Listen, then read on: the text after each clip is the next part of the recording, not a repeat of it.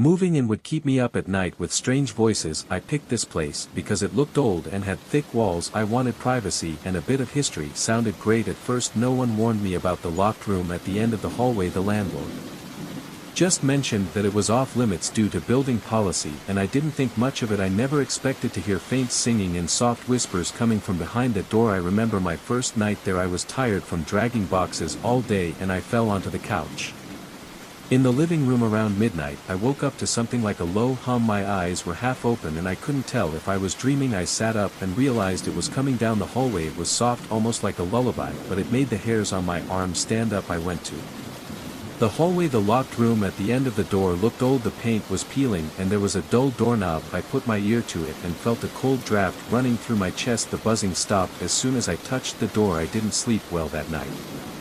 I kept staring at the cracks in the ceiling, wondering if I would actually hear anything. The next morning I tried to ignore it. I opened some windows to let in some fresh air and focused on unpacking the rest of my stuff. As the sun began to set I found myself glancing in the hallway. I didn't want to make a big deal out of it, but I couldn't ignore the feeling of unease. My shoulders felt tense and I noticed my hands shaking slightly as I sat down on a box. I told myself it was just moving anxiety, but deep down I knew something about that locked room wasn't right. For a few days where nothing happened, I came home from work and watched TV in the evening. The night was quiet. Then suddenly I heard the buzzing again around 2 a.m. I sat up in bed and my heart started pounding. I listened to the sound for a few seconds before standing up.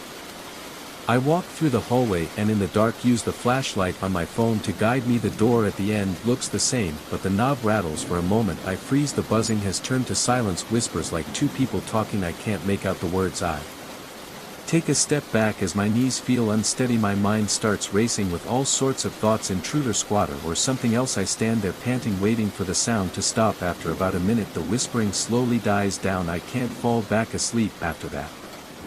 I turn on every light in the living room and lie on the couch until morning. My thoughts keep returning to the automatic door knob moving. I decide I need more information. The next day I ask the landlord about the locked room. He looks uncomfortable and says it is just a storage unit. He claims there are old items in there that belong to the previous owner, but he insists it can't be opened. He says no one else has the key. I didn't press him on it right then, but I didn't believe him. Or 2 nights later it happened again. It was about 1 a.m. By then I had left a small night light on in the hallway to keep calm. I was lying in bed staring at the ceiling, half expecting something to happen. Sure enough, I heard a muffled melody like someone was playing a violin very softly. The sound was warm but creepy. In the silence of the night I felt my pulse quicken and my mouth went dry. I slowly got up and walked to the hallway. As I got closer the music stopped. I stood by that door and felt a cool breeze blowing on my face. It didn't make sense because all the windows were closed. I reached to turn the doorknob, but it wouldn't budge. My hand felt sweaty against the metal. I wanted to open that door so bad, but I was also scared of what I would see. I spent the next week trying to ignore everything. I kept telling myself that the building was old and old buildings have